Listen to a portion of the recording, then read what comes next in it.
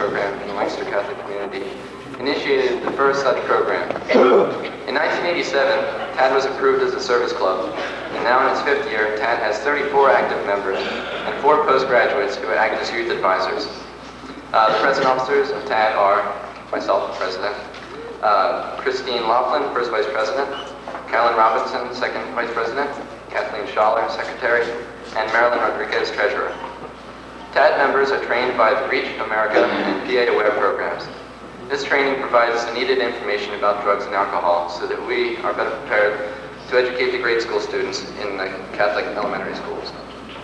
TAD members present improvised skits showing how and why to resist the pressure to use drugs, including alcohol. 2 years ago, TAD started the first Just Say No Club in Lancaster. The club, now with 30 members, meets twice a month. TAD has also participated in National Red Ribbon Week, the Loyalty Day Parade, and numerous other anti-drug community activities. Since all work and no play can be dull, in addition to our work with the grade schools, TAD sponsors social activities for its members and friends who are also drug and alcohol free.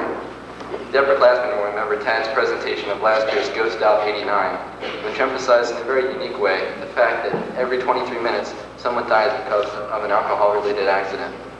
Brian Plutnicki has more on this subject.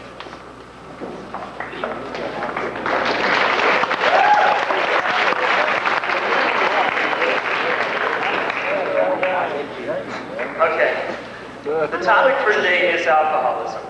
I'd like to present the different types of alcoholics at this time. We've compiled a list of about 6 people. Okay, the first one is the problem drinker. Now the problem... I am not an alcoholic. I drink because I have so many problems. My parents kicked me out. I got expelled from school, and I'm broke. I'm not an alcoholic. I drink because of my problems. You're becoming a problem to my presentation. You want to sit down? Okay. The next type of alcoholic is the celebrator. Now the celebrator... Wait a minute. I drink to celebrate. I mean, I got an AMR report card this semester. Today's Friday. My cat had kittens. And, it's great. Don't I deserve a wine cooler once in a while without being called an alcoholic? Do you want to give me something to celebrate and sit down? Fine, but I'm not an alcoholic. Okay. The next type of alcoholic that I'd like to introduce is the 3-martini lunch businessman.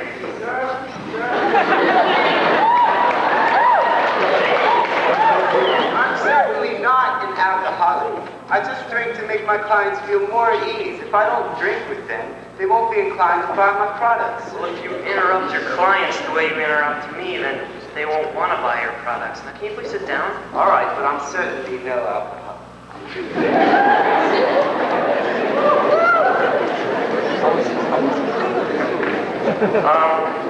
Next we have the partier alcoholics, whose lives are just one big party. You drink to have a good time. Like that one time you had a party in your house and you were so drunk. You went over to talk to those guys and you threw up all over their lap. So bad. Yeah, remember the time we got so drunk and we passed out and we woke up first at the zoo? We are definitely not alcoholics. What charming ladies. Okay. The final type of alcoholic, which is probably the most obvious, is the Skid Row bum, the wine.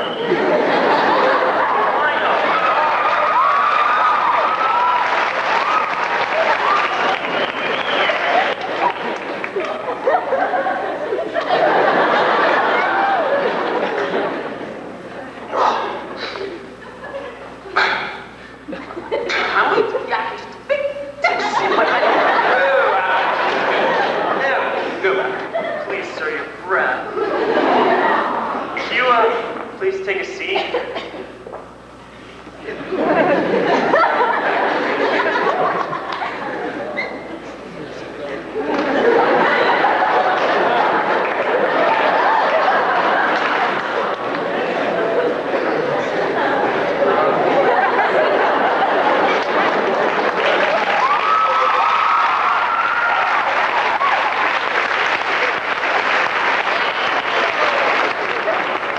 I'm really sorry about all this.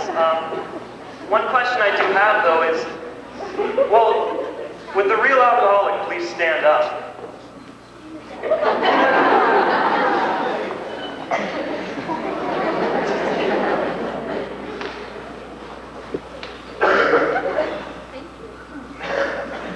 This demonstrates a common characteristic of alcoholism, denial. Thank you. Let's call the people we know friends. Perhaps that's why we try to please them. The pressure we feel to act as they act might be lessened if we realize that most of our friends are not really our friends at all. Yet, these acquaintances are often like people who cause us to act in ways we are not really sure we are comfortable with, or that are in our own best interest. Your true friends are the ones who really care about you. They will let you be yourself without criticizing you or making fun of you when you choose to handle your problems without using drugs or alcohol. Some of your friends might like you to think that using drugs or alcohol is the thing to do nowadays because everybody does it. Everybody doesn't do it. Those who use drugs would like you to believe that everyone else does and that you are in the minority. In fact, the majority of people do not use illicit drugs or abuse alcohol. The thing to do in life hasn't changed, and that is to enjoy life in its fullest sense. Just remember, it's never too late to turn around.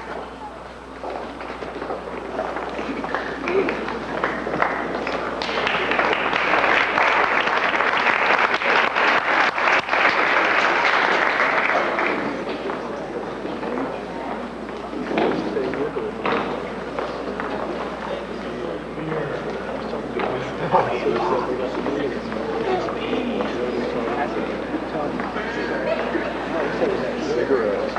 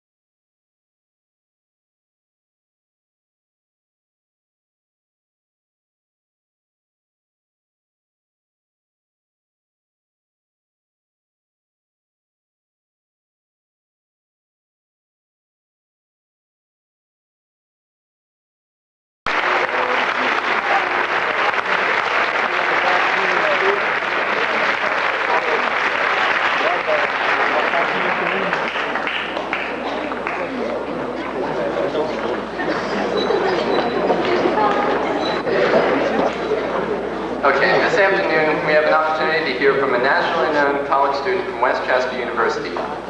He is the Pennsylvanians Aware State Youth Trainer and has spoken at numerous high schools in Pennsylvania, as well as speaking engagements in Boston, Atlanta, Washington, D.C., and San Francisco. Will you please welcome our guest, Peter True. Thank you. Well, hi. It's good to be back here in Lancaster. Yeah, right. So, yeah, I went to school around here, actually. I went to that real snobby school. What's the name of it? Hempfield. That's it. And I'm just kidding. Yeah, I went to Hempfield High School. I graduated in 1987. Went to Gettysburg College for a few years, and I transferred to Westchester, and I'm studying theater arts. But I'm traveling around, kind of talking to high schools, talking a little bit about having fun without drugs or alcohol. As part of, you've seen some neat things today. You've seen a really neat group. I tell you, of all the groups I've worked with a lot of high school groups, and most groups do not have the guts to come in front of their own peers and perform. Okay, the kind of groups I've been teaching are groups which work with elementary students. Okay, which is what I did. I mean, it takes a lot of guts to get up in front of your own peers and do something like this. So I like to give them another big round of applause.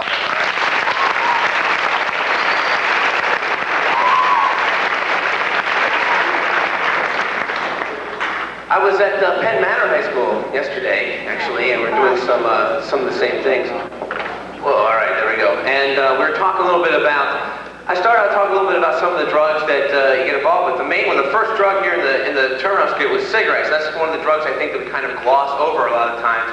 It's one of the most fascinating drugs to me because I just like to know who used cigarettes for the first time and who thought of this, really. I mean, tobacco. These guys must have been really, really bored. I mean, can you imagine these two guys standing around late 15th century, whenever cigarettes were invented, going, "Hey, Bill, what do you say we take some of these here dead leaves and put them in a piece of paper, and then we'll set them on fire, and then we'll breathe in the smoke on purpose?" Okay. Now think about that. When someone offers you a cigarette, here's some burning leaves, breathe it. What? That's just dumb, isn't it? When you think about it. I mean, how many of you have ever been on a camp out or a campfire or a barbecue? Raise your hand. Most of you, okay. It's like, what is it? Friday afternoon, I know, hard to think. Here we go. You've been standing on a campfire, it's cold, and the smoke comes towards you. Now you don't go, ooh, right? I mean, and so you move over to the other side, but the smoke comes towards you again. I can never really figure that out. You can go, you're like, trying to beat the smoke. But you don't go up to your car's exhaust pipe and go, ooh, ooh, ooh. It's smoke, right? But here's someone intentionally burning dead leaves and breathing in the smoke. Now, see, your body is set up to handle, like, you know how, like, when the sun comes through the window, you see the dust in the air? Your body can handle that kind of dirt, but it can't handle cigarette smoke constantly in your lungs. That's why cigarette smokers start to get, like, chronic coughing. You ever had parents wake up in the morning with that's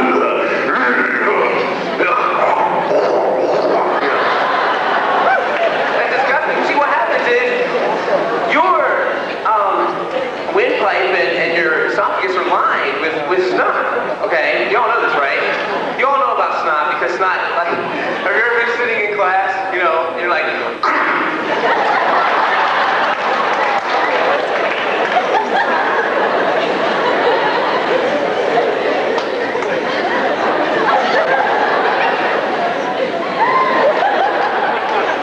give it tissue. Give it Kleenex. Oh, come on, man, that pocketbook is huge. You have to put Kleenex in it.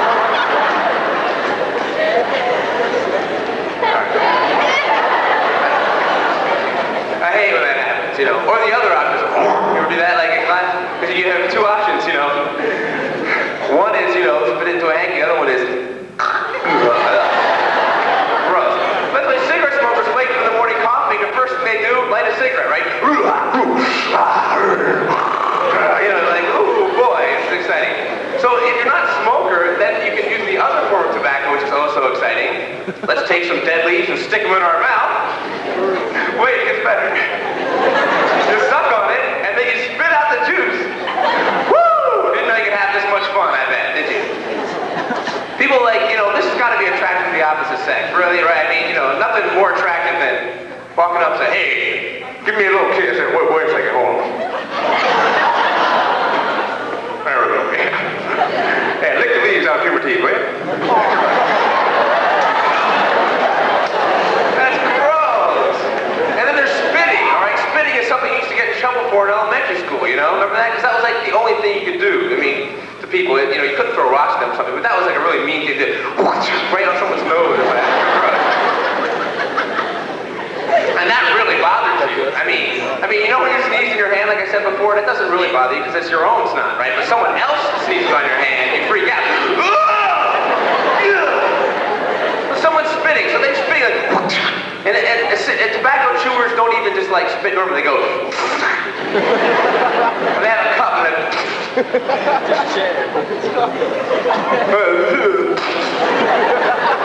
So they put it down at a party, right? Some poor drunk fool comes on, hey, what's it? Disgusting. If you weren't going to get sick before, you're going to get sick now.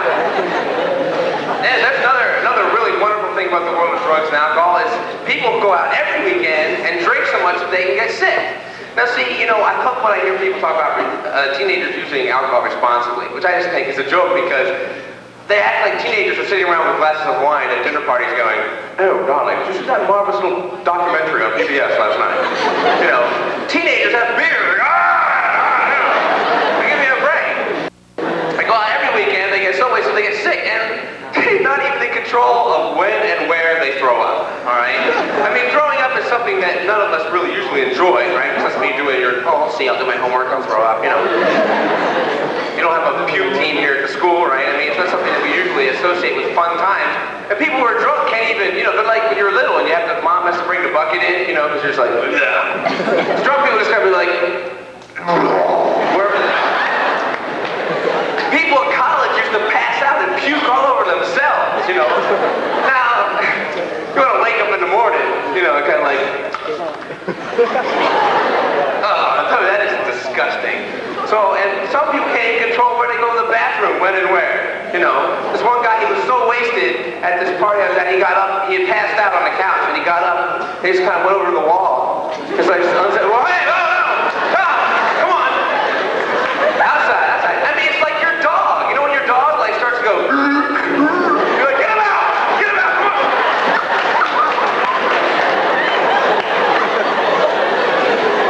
Because your dog can't say, excuse me, I have to throw up, right? I mean, it's like signaling you. Family freaks out. That's the same thing. Street drugs, same thing. Not in control of your own bodily functions. Well, so why do we use drugs? I think the reason that people get into drugs at all is because being a teenager really stinks sometimes. I think we can all agree with that because when you're growing up, there's all kinds of things going on. First of all, you have your parents, which say stupid things to you all the time, right? And you're like, you know how Bill Cosby talks about kids having brain damage? Well, don't parents have brain damage? I mean, don't your parents come into your room when you're sitting there and go, look at this room? Now, if you go like this, you get hit, right? But that's what they told you to do. You're like, okay, Mom, I'm looking at the room. All right. We're looking at the room. Looks like a bomb went off in here. You're like, no, Mom, a bomb went off in here. It'd be black, smoke everywhere. Don't you get smart with me. You know, you always wanted to do that, didn't you? Don't get smart with me. Bam. But parents are always giving you advice, and parents' advice always contradicts itself, right? Your parents are like, hey, you should go out there and live every day to its fullest. Just go out there and you know, this is the last day of the rest of your life. Go out there and just live. You know, so you want to go out and goof around like, hey, relax. You got your whole life in front of you. You don't have to do everything today, right? And then you're never the right age for anything when you ask your parents to do something. All right? You're goofing around like, hey, why don't you grow up and act your age? And you want to go do something? No, you're not old enough yet. All right? Confusing.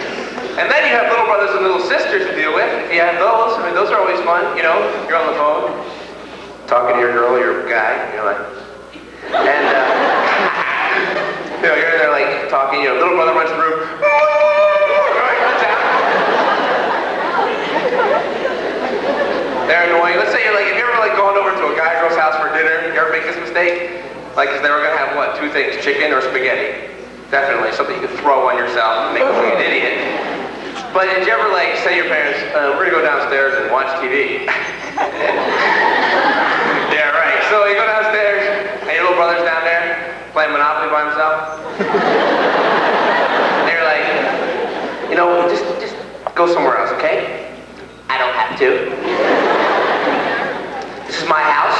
I think I'll sleep here tonight. I remember one time I was on the phone with a girl, I could hear her hitting her little brother through the phone.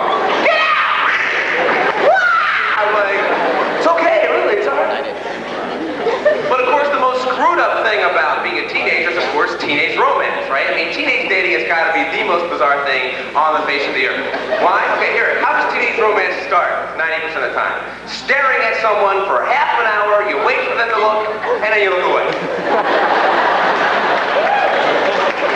You're like,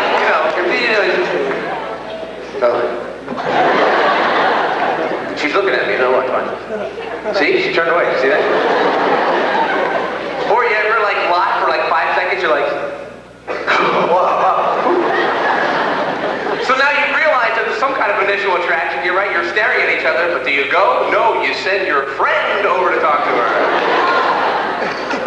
Be a friend. All right, go over there, just go over and say, well, first find out if she's going out with anybody, and then ask, well, tell her that you heard somewhere that I like. Don't tell her I sent you over there. Say it, right? So your friend goes over. He wants to know if you like him, right? First thing out of the time. He doesn't go through this big long thing. He sent me over here, blah, blah, blah. Or sometimes he won't even go to her. He'll go to her friend, right? And these two ambassadors of each of you going and like having a little Yalta meeting, So what's up? Okay, I'll go tell and then they go back. You ever do this at a dance? Where you're like sending emissaries back and forth. Dances are funny because there's so much.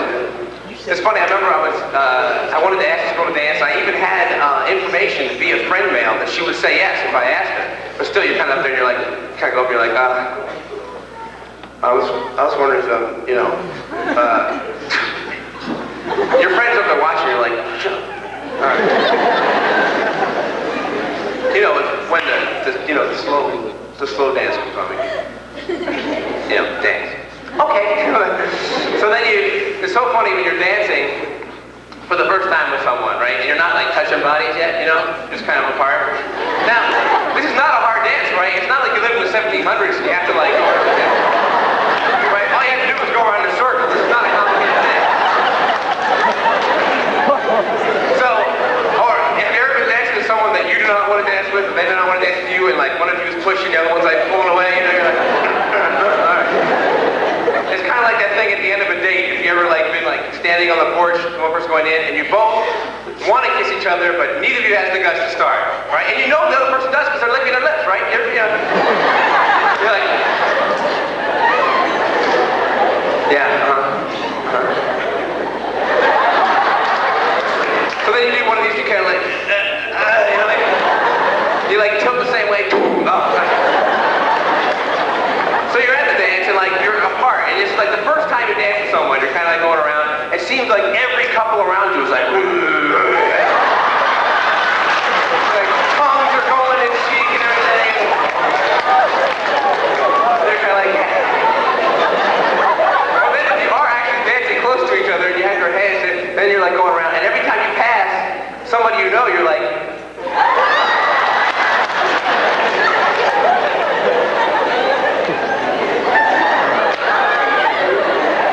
Like when I dance with them, I always sing to the music, and everything I do, I'm like,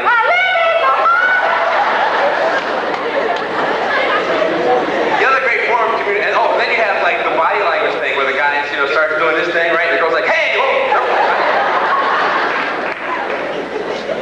But the other great form of communication, of course, between teenagers is note passing, right? Get pass notes. Did you ever like get a note taken from you? This has to be one of the top 10 most humiliating things that can ever happen to you, You see, like you've written the note and you hold it in.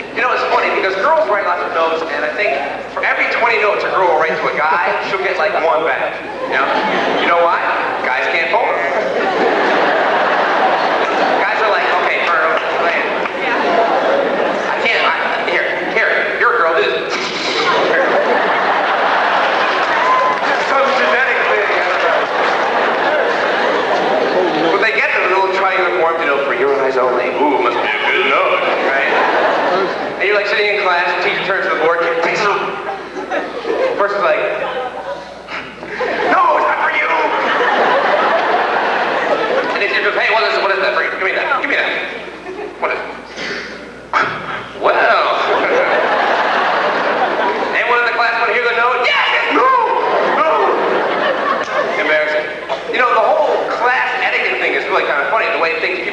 other things in class. Like, I remember in Hempfield, you weren't allowed to sell candy bars, right? But these girls would sell them anyway. It was like the secret underground candy bar connection, you know. Candy bar? All right, 50 cents. Okay. Caramel. Crunch. Almond. All right. Almond. All right. So you get your candy bar, and then people in class like this. Unwrapping it, right? And then you do something brilliant like this. Mr. True, would you like to answer the next question? I don't know. Or people you try to sleep in class, and people like, because you're falling asleep, you know, and you ever do like, you do that thing where your head like keeps bouncing up and down.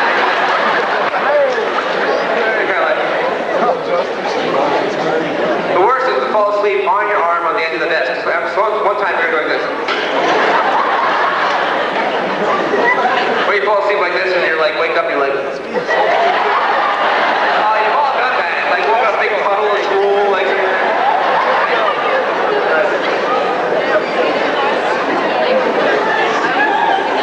I'll never forget this one class where the teacher would sleep too, because we watched these movies, you know, it was like, the movie opens and there's this little guy sitting there, Buddha, man, or this.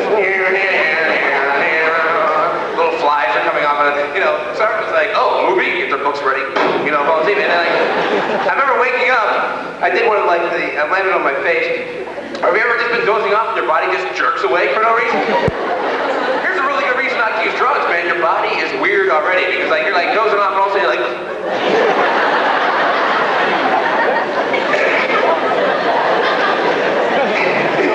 because everyone in the class like, it's kind of like that embarrassing thing that happens when it's really quiet in class and your stomach starts going. You know, it's before lunch and you're like,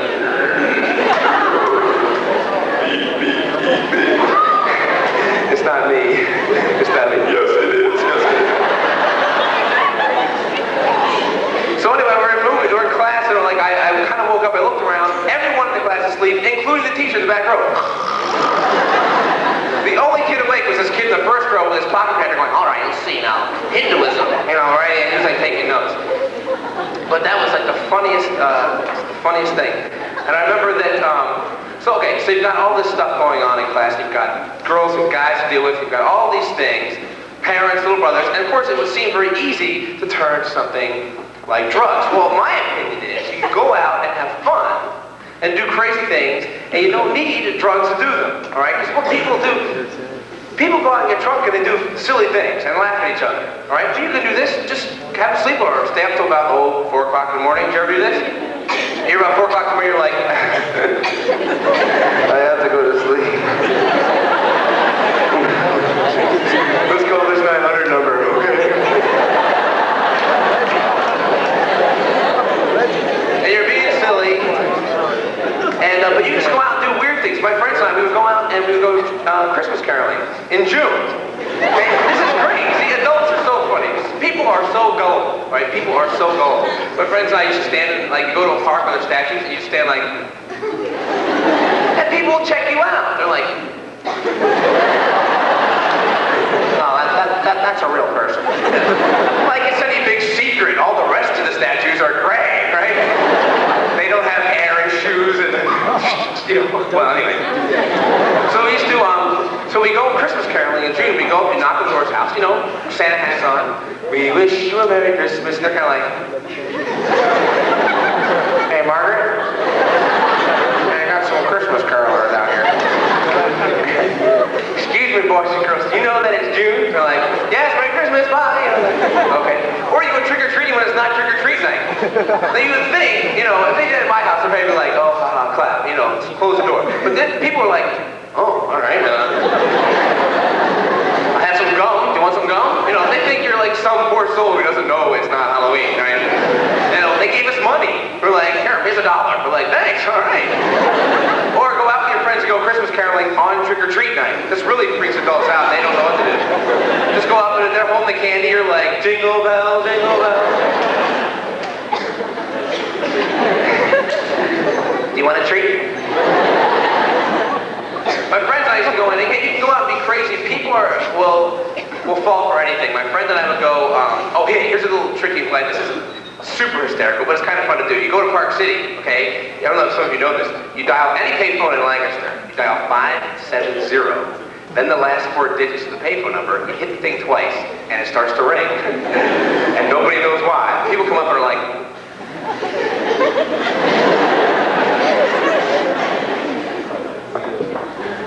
oh, geez, you know, like, that's funny you can do that.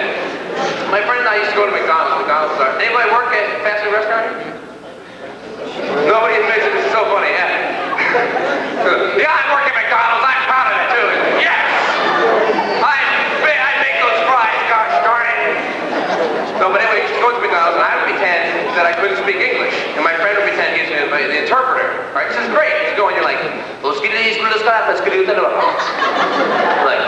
he'd like a Whopper, please? And they're like, this is McDonald's. We don't have Whoppers here. Would you like a Big Mac? Get a Big Mac? Whopper! Right? And we used to get in this big discussion. You have to be careful because you have to trust your friend, all right? Because if you don't trust your friend can sell you out because he's making up all the dialogue. See, you're just babbling. The manager came out and my friend was like, I went, my friend's like, he just called you an idiot. I'm like, what? Super fun. All you need to do is go up and order a double cheeseburger with hold the meat. They're like,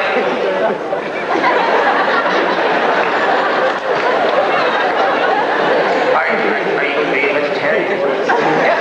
Well, how much is a cheeseburger with no meat? I'm hungry. I want a double cheeseburger with no meat.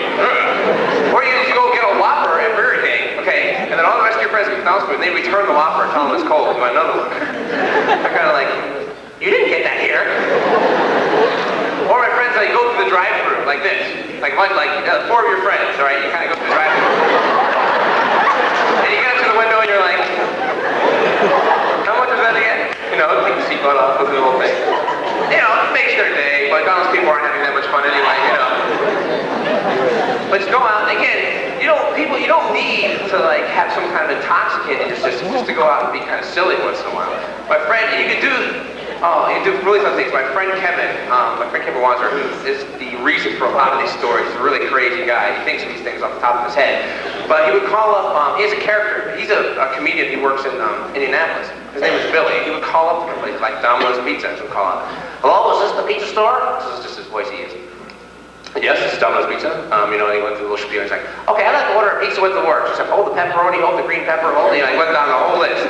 And they're like, and I said, hold the cheese and hold the sauce. And they're like, you just want a crust? And I was like, yeah.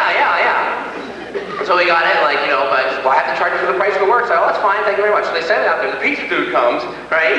And we're like, we're just gonna check our pizza, make sure. We open up, we're like, what is this? He's like, dude, this never happened before.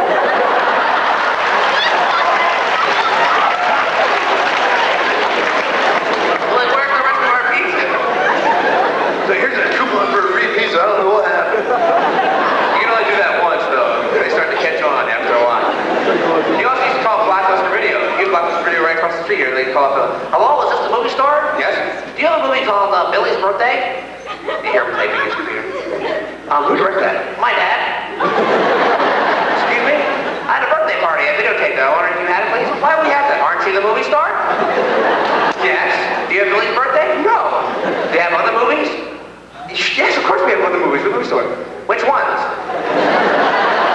Well, I'm not going to give you the whole list of movies.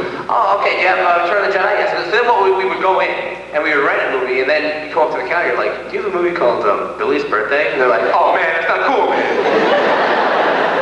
But again, this is not, I'm not talking about going out and making prank calls to people's homes, okay? None of that. But you call it a legitimate business and ask a question, there's nothing wrong with that. You're not doing anything illegal. You're asking, you want to order a pizza with a crust? Well, that's fine. We ended up paying for it. We let the guy in on it. We didn't take the free pizza coupon. It wasn't a bit fair. But, you go out and do that kind of things and, he was laughing. Well, that would have been me. I delivered pizza. Any pizza delivery boys here? Girls, gals, anyone? No one admits that either. I did for a short while. I'm sorry. It was a mistake. So anyway, but you're going out and having a fun thing. Another thing, when you are dealing with problems of being a teenager, is you have to go into, lock yourself in a room and sing and dance. And what I mean by that is you put on your favorite song as loud as your parents will allow you and just jam. Do you ever do this? Do you ever get caught doing this? This is embarrassing. You're there. You're like, Mom, hey, whoa, how you doing? Big mistake, never sing with headphones on. Ever do that by accident? You're there, you're like, it's like if you don't know the words, you know how you just kind of mumble over it? You're like, and you open your eyes, you're like, sorry. But seriously, you gotta jam. You have to like, you have to just, I don't know, whatever your favorite group is. Some people like to press music. We're gonna play one of my favorite songs here, do a little jamming right now. And it's like, I forgot to put the tape in, sorry. And how are you, sir, today? I'm just fine, indeed.